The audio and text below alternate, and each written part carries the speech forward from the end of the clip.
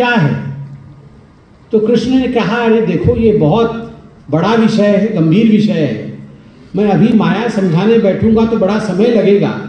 ऐसा करते हैं, महोदधि अर्थात समुद्र में डुबकी लगा लेते हैं, डुबकी के पश्चात मैं तुम्हें माया के विषय में समझाऊंगा। तो सुदामा ने कहा ठीक है, चलिए डुबकी लगाते हैं। तो दोनों ने ही, श्री कृष्ण और सुदामा दोनों ने एक साथ मिल करके समुद्र में डुबकी लगाई। जैसे ही डुबकी लगाया सुदामा भटक गए, कृष्ण का हाथ छूट गया सुदामा से और सुदामा डूब गए। जब वो डूब गए तो बहुत देर तैरने के पश्चात वो एक टापू में निकल कर आए। वो एक अद्वितीय टापू था।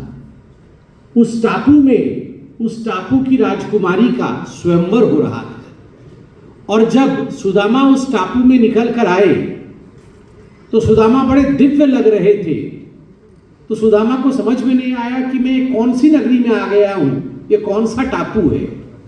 मगर जब राजकुमारी ने देखा कि इतने सुंदर दिव्य पुरुष उभर के आए हैं, समुद्र से उभर के आए हैं, तो उन्होंने वरमाला सुदामा जी के ही गले में डाल दिया।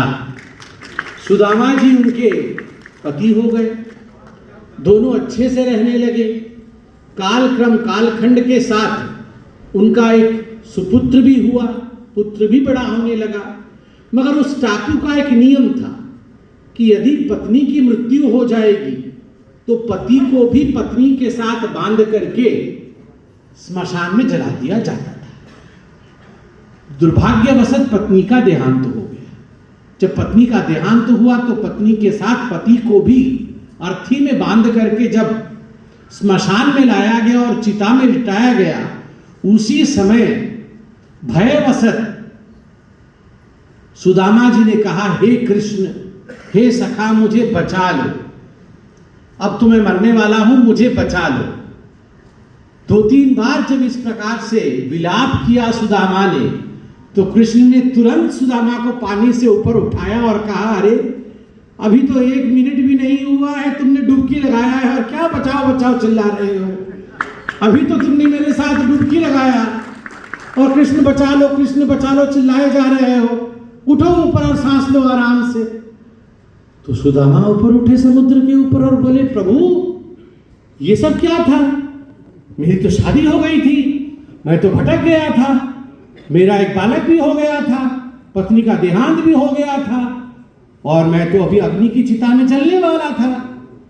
तो कृष्ण ने कहा, उत्तर मिल गया, यही मेरी माया है, यही मेरी माया है, जो इसी क्षण इसी पल घटित हो रहा है और तुम जान भी नहीं पा रहे। चहुदिक दिशा में ये जो माया है, ये माया और माया के स्वामी इस जगन्नाथ भूमि के मेघनाथ प्राचीर के अंदर ही मौजूद हैं। स्वयं माया मौजूद है और माया के जो स्वामी हैं जगन्नाथ, वह भी मौजूद है।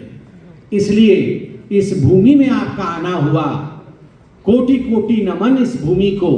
और महाराज श्री और उनके अनुयायी आज इस भूमि में जिस उद्देश्य को लेकर आए हैं, सनातन को बचाने के उद्देश्य को, अवश्य चतुर्भुज नारायण उस उद्देश्य की पूर्ति करेंगे, उस उद्देश्य के लिए आपको आशीर्वाद करेंगे।